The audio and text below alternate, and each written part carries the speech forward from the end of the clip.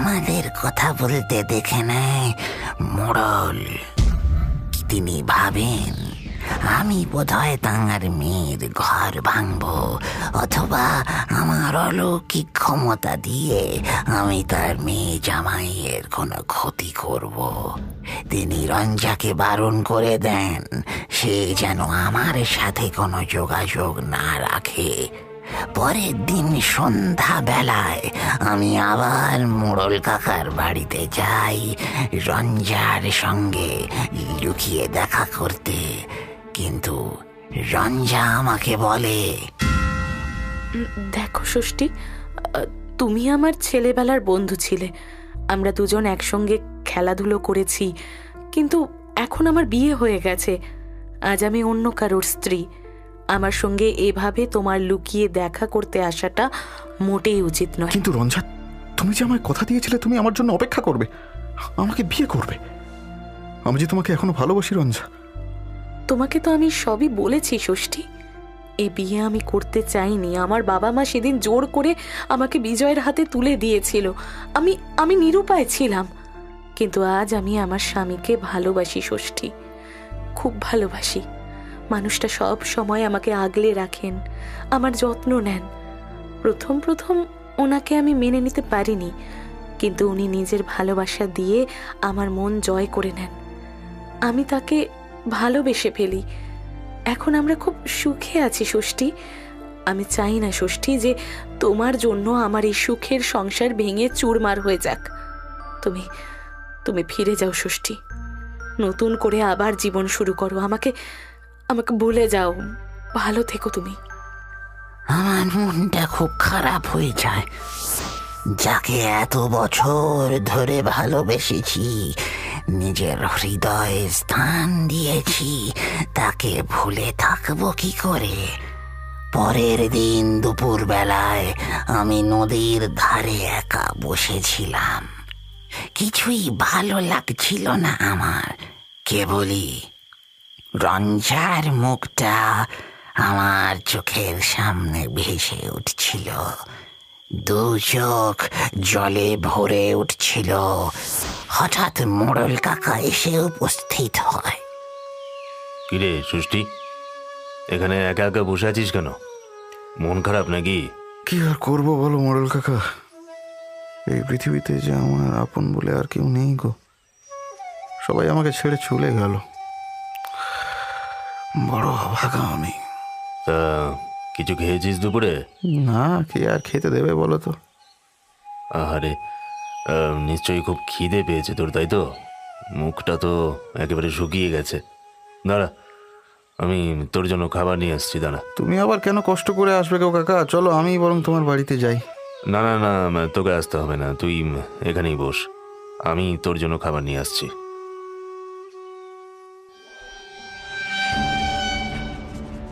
কি গো, বিষটা ভালো করে ষষ্ঠীর খাবারে মিশিয়ে দিয়েছ তো? হ্যাঁ গো হ্যাঁ, অত চিন্তা করো না, আমি খুব ভালো করে মিশিয়ে দিয়েছি। এই খাবার একবার ওর পেটে গেলেই আর কোনোদিনও ওকে খেতে হবে না। এই নাও, তাড়াতাড়ি গিয়ে ওকে খাবারটা দিয়ে এসো। হ্যাঁ হ্যাঁ, দাও দাও, তাড়াতাড়ি দাও।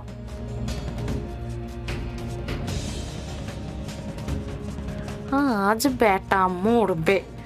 আমার মেয়ের ঘর ভাঙতে আসার স্বাদ আজ ওর সারা জীবনের জন্য ঘুচে যাবে।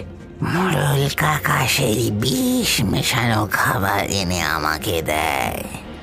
এনে ষষ্ঠী, তোর কাকিমা আজ তোর জন্য কত কিছু রান্না করে পাঠিয়েছে, দেখ। হ্যাঁ, খা বাবা খা, পেট পুড়ে খা। আমি কি আর তখন জানতাম যে ওই খাওয়াই আমার জীবনের শেষ খাওয়া হবে। আমি মহানন্দে মোড়ল কাকার হাত থেকে খাবারের থালা নিয়ে খেতে শুরু করলাম। খেতে খেতে একবার মোড়ল কাকার মুখের দিকে তাকিয়েছিলাম। দেখলাম তার ঠোঁটের কোণে একটা বিকৃত হাসি ফুটে উঠেছে, কিন্তু তার কারণ আমি কিছুই বুঝতে পারলাম না। আমার খাওয়া শেষ হলে মোড়ল কাকা সেই থালা নিয়ে বাড়ি চলে গেল। আমি সেখানেই বসে রইলাম। মিনিট 5 পরেই আমার সারা শরীরে প্রচণ্ড জ্বালা করতে লাগলো। আমি উঠে দাঁড়ানোর চেষ্টা করলাম, কিন্তু পারলাম না, সেখানেই পড়ে গেলাম। বিকেল বেলায় নদীর পাড় দিয়ে যাওয়ার সময় একজন গ্রামবাসী আমাকে দেখতে পায়। আরে ওটা ষষ্ঠী না? ওখানে ওভাবে শুয়ে আছে কেন? যাই তো একবার গিয়ে দেখি।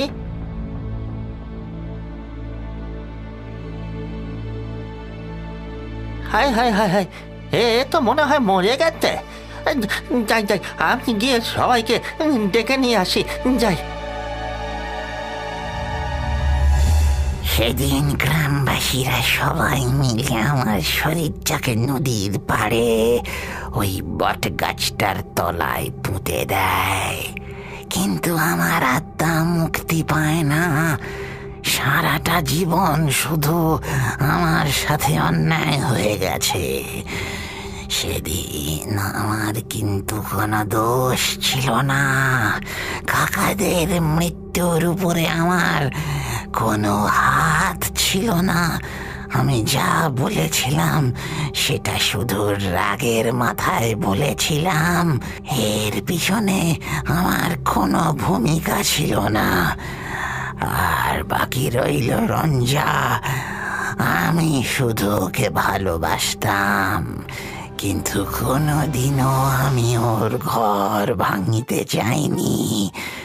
সবাই আমাকে ভুল বুঝেছিল, আমার সাথে অন্যায় করেছিল। মৃত্যুর পরেও আমি রঞ্জাকে ভুলে যেতে পারিনি। তাই আমি আজ ওকে আমার সাথে নিয়ে যেতে এসেছি। রঞ্জা শুধু আমার, আমি ওকে কারোর হতে দেব না, কারোর না। দেখো ষষ্ঠী, তোমার সাথে যা হয়েছে তা অন্যায়, কথা সত্য। আসলে মানুষকে তার কর্মফল ভোগ করতেই হয়, সেটা এই জন্মেই হোক বা পরের জন্মে। হয়তো তোমার কত জন্মের কর্মফল তুমি এই জন্মে ভোগ করছো, তাতে কারোর কোনো দোষ নেই। আমি তোমার আত্মার মুক্তির ব্যবস্থা করব, আর ঈশ্বরের কাছে প্রার্থনা করব পরের জন্মে যেন তোমার একটা সুন্দর জীবন হয়। এখন তুমি রঞ্জাকে ছেড়ে দাও। বেশ, আমি চলে যাচ্ছি। আর কোনোদিনও আমি ওর কাছে আসব না, কোনোদিনও না।